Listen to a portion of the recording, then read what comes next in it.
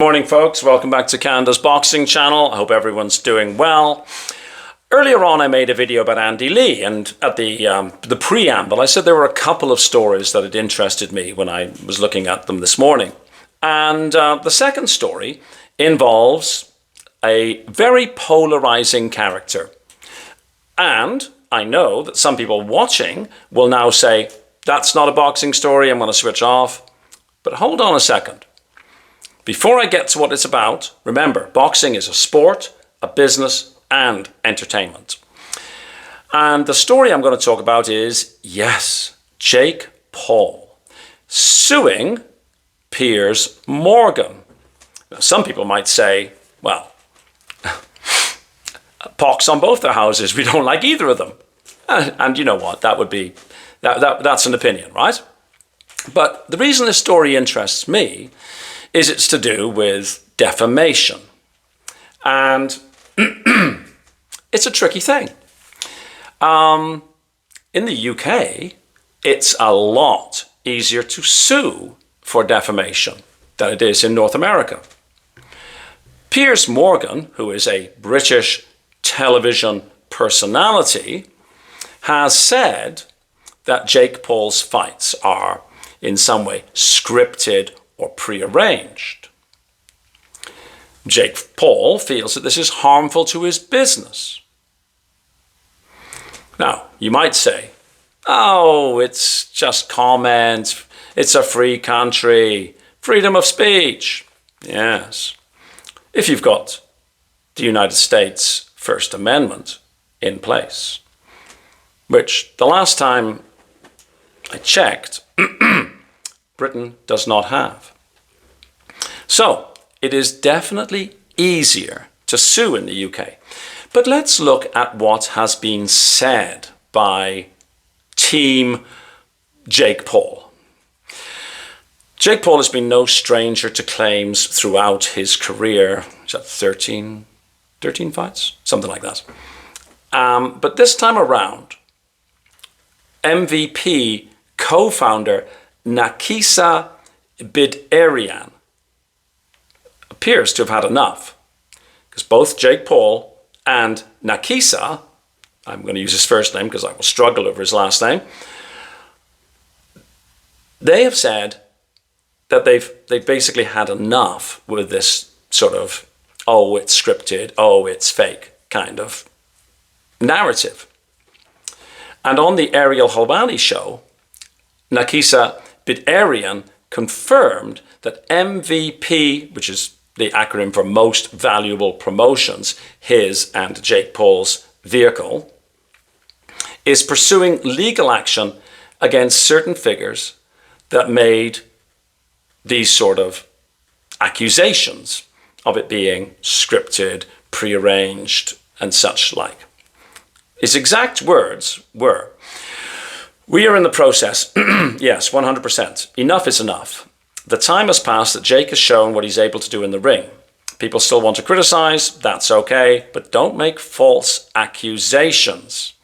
Don't make statements that definitively damage his brand, his business, and MVP's profile, MVP's brand. Not to be discussed here, this is what he carried on saying, but the damage is, we're in business with DAZN, we're in business with Netflix, we're in business with Celsius. That's the damage you're causing because you're having us have to have conversations with our partners that are just unjustifiable. I can definitively say our legal representation is looking at multiple individuals to go after. He carried on. Look, it's okay stating that, hey, I think this or I think that. But when you definitively state that Jake is putting on stage or rigged fights, that's just defamation. You're causing substantial damage to his business, to MVP's business, and something that's 100% not true, right? Question mark. It is a federal crime to stage a fight. So, you see, this is something that maybe Piers Morgan hadn't turned his mind to. Because not only is he running his mouth and saying that Jake Paul's fights are scripted, but he's actually, by saying that, accusing Jake Paul of a felony, which is a fairly big deal, right? So Biderian, whose name I now seem to be able to pronounce, said, "You're causing substantial damage to his business, to MVP's business, and that's why we're going to get a lot more aggressive in going after these individuals who make these statements." In the world of social media, these false statements get carried in a way that people will start to believe the narrative. And he goes on and talks about, other things then. But yeah, interesting. Quite frankly, I hope Jake Paul is successful in his lawsuit.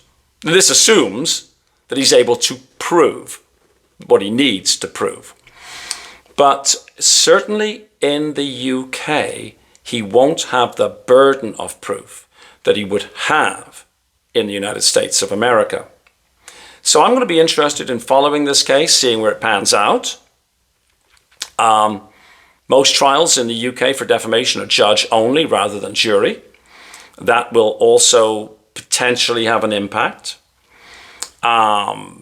Both parties are very well funded, so we're not going to see, a lay down.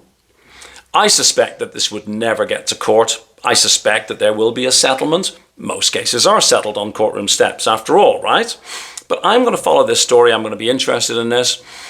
I may or may not make lots of videos about it, probably not lots, because it's, like I say, tangential maybe to the sport, but it's something that interests me. And it might be a salutary lesson for not just big media people like Piers Morgan, but it might be a salutary lesson for smaller content creators who essentially run their mouth off, and maybe it will just provide a little bit of constraint that is otherwise lacking. I know advocates of freedom of speech will say, oh, it's just banter. Oh, it was nothing meant by it. Oh, we're all pals and stuff like that. Well, yeah, we will see, won't we? Anyways, to me, an interesting story.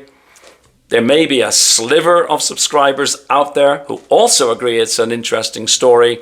And yeah, I'll follow this one. The other story I am following is Ricky Hatton. I'm holding off making a video about Ricky Hatton because it's so easy to just jump in and be critical. I'm going to ponder and get my thoughts organized, and then I'll share my thoughts with you. There we go. Anyways, thanks so much for watching. For the half dozen of you who may have liked this story about Jake Paul, please hit like. And for the rest, don't worry, we'll get back to more boxing stories. Cheers. Thank you very much. Bye-bye.